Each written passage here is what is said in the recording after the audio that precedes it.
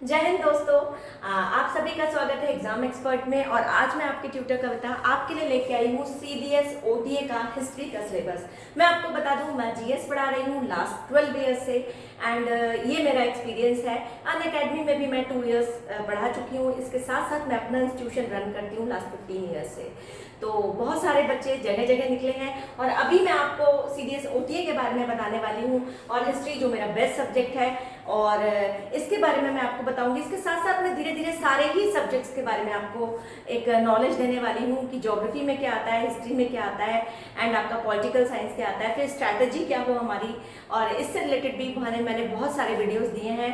तो फर्स्ट तो मैं आपको ये कहना बताऊंगी, ये बताना चाहूंगी आपको मैं कि सीडीएस ओटीए जो होता है वो आर्ट्स के बच्चे भी भर सकते हैं, तो घबराएं नहीं। सीडीएस ओटीए के सेकंड वाले फॉर्म्स अब आने वाले हैं और ध्यान रखें, आप इसको जरूर भरें। तो आज हम चर्चा कर रहे हैं हिस्ट्री वाले पोर्शन की। तो जो बच्चे साइंस वाले होते हैं वो बेसिकली हिस्ट्री से बहुत घबराते हैं, तो घबराने की कोई ज़रूरत नहीं है। मैं तो बार बार आपसे यही कहना चाहती हूँ कि आप लोग बस अपने आप को परखते रहिए और आगे बढ़ते रहिए, यानी बहुत सारे प्रैक्टिस सेट कीजिए जिससे कि आपका पेपर निकले ही निकले।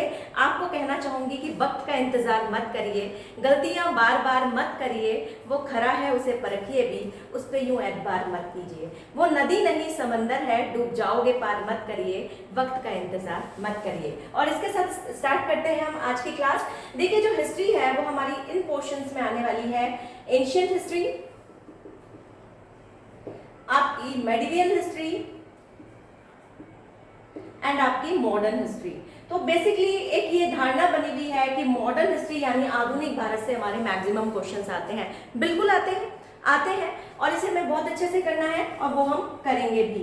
अब इसमें से क्या क्या होता है इसके अंदर जाके हमें पता करना पड़ेगा कि भाई जब एंशियंट हिस्ट्री आ रही है तो उससे क्या आ रहा है, मेडिवियल आ रही है तो उससे क्या आ रहा है, मॉडर्न आ रही है तो उससे क्या आ रहा है। तो बात करते हैं एंशियंट हिस्ट्री से, हम शुरू करते हैं। तो एंशियंट हिस्ट्री में जो एंशियंट हिस्ट्री हमारी स्टार्ट होती है वो होती है हमारी सिंधु सिविलाइजेशन से। जो सिंधु सिविलाइजेशन है ये एक बहुत ही इंपॉर्टेंट टॉपिक है और इस अकेले टॉपिक से 4 से 5 क्वेश्चन कई बार एक ही पेपर में आ जाते हैं। जैसे सिंधु सिविलाइजेशन कहाँ से शुरू हुई, इसका टाइम पीरियड क्या था, सिंधु सभ्यता जब शुरू हुई थी ये कहाँ किसे मिली थी। दयाराम साहनी ने बताया था सर जॉन मार्शल को कि भाई आइए यहाँ पे पंजाब के पास जो खुदाई हो रही है इसके नीचे से हमें बहुत सारे मटके, घड़े, मूर्तियाँ निकल रही हैं। तब उन्होंने बड़ी प्लानिंग से इसकी खुदाई करवाई और देखा एक पूरी की पूरी सभ्यता नीचे दबी हुई थी और उस सभ्यता से पता चला कि ये लोग सिविलाइज थे, ये एक शहरी सभ्यता थी, मतलब ये रूरल नहीं थे, ये अर्बन थे और इन्हें बहुत कुछ आता था। इनकी जो प्लानिंग थी वो बहुत अच्छी थी। जिस प्लानिंग से इन्होंने घर बनाए थे, जो घर के दरवाजे होते थे वो पीछे की तरफ होते थे, ड्रेनेज सिस्टम बहुत अच्छा था यहाँ का। तो बहुत सारे क्वेश्चन इससे निकलते हैं। सिंधु सिविलाइजेशन के बाद आता है हमारा ऋग्वैदिक काल, ऋग्वैदिक पीरियड एंड उत्तर वैदिक पीरियड। और इसके बाद हमारा इसमें क्वेश्चन आएगा हमारा मौर्य, जिसमें आपका चंद्रगुप्त मौर्य आ जाते हैं। उसके बाद आपका गुप्तास, चंद्रगुप्त, उसके बाद गुप्त डायनेस्टी आ जाती है, स्कंदगुप्त, चंद्रगुप्त, ये सारे के सारे इसमें गुप्त डायनेस्टी में आते हैं।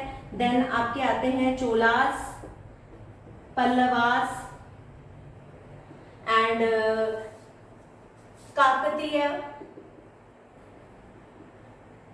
एंड आपकी साउथ की कुछ डायनेस्टीज में आ जाती हैं।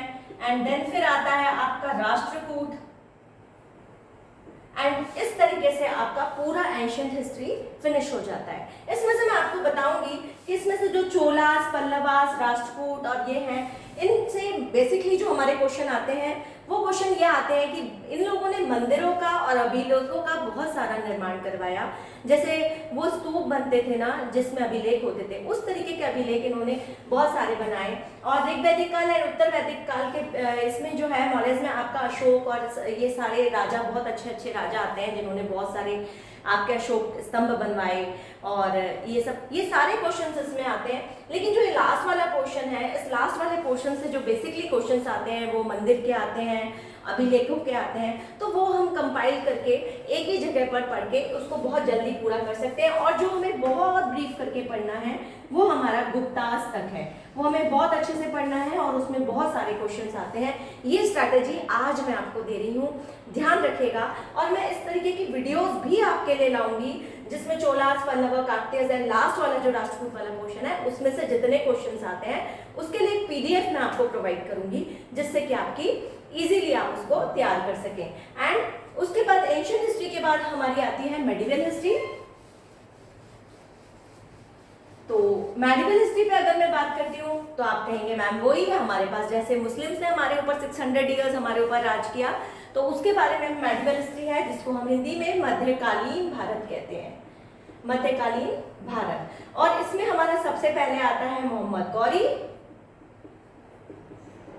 फिर आता है आपका मोहम्मद गौरी के बाद आता है मोहम्मद गजनी, एंड उसके बाद आपका शुरू हो जाता है सारे कुतुबुद्दीन ऐबक, है ना, आपका गुलाम वंश,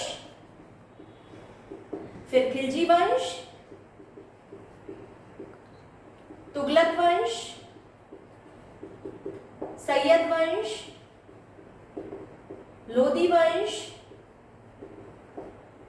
तो ये सारी डायनेस्टीज आपकी यहाँ पे स्टार्ट हो जा रही हैं। और इस डायनेस्टीज के बाद में शुरू होते हैं हमारे सारे के सारे राजा। जैसे हमारा सबसे पहले आया बाबर, बाबर के बाद अकबर, जहांगीर, शाहजहां, एंड उसके बाद लास्ट तक आपके आएंगे औरंगजेब, है ना।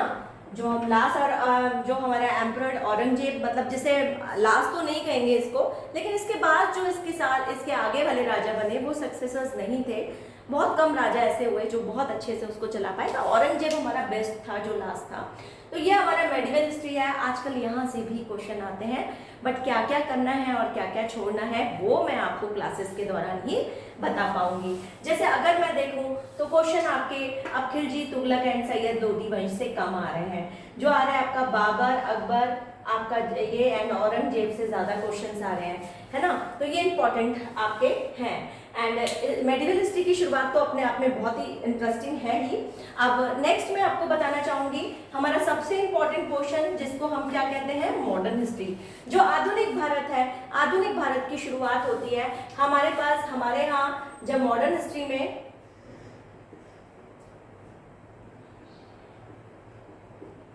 जब हमारे यहाँ ईस्ट इंडिया कंपनी आई और पुर्तगीज आए, इससे पहले पुर्तगीज जब भारत आए, फिर ईस्ट आए, फिर डच आए, डेन आए, ये सारे के सारे वन बाय वन ये लोग इंडिया आए और इंडिया में आकर के इन्होंने अपना राज्य बनाया। इन्होंने यहाँ पर व्यापार करने आए थे और व्यापार करने के साथ साथ इन्होंने यहाँ पर रहना भी शुरू कर दिया, जिसमें अंग्रेज सबसे आगे थे, यानी जो हमारे ईस्ट थे वो आए थे, ये 1600 में भारत आए थे। इसके साथ ही हमारे मॉडर्न हिस्ट्री की शुरुआत होती है। फिर हमारा क्रांतिकारी युग चलता है, बहुत सारी क्रांतिकारी घटनाएं हैं, वो सारी मॉडर्न हिस्ट्री पे आती है। और मॉडर्न हिस्ट्री हमारी फिनिश होती है कहाँ पर, जब कैबिनेट मिशन भारत आता है और भारत आकर के हमारे संविधान की प्रक्रिया शुरू होती है और 15 अगस्त 1947 को हमारा भारत आज़ाद होता है।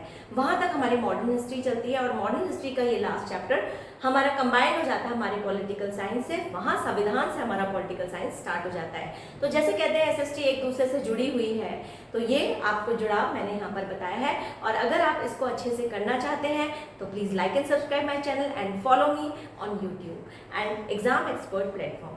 Thank you, all the best.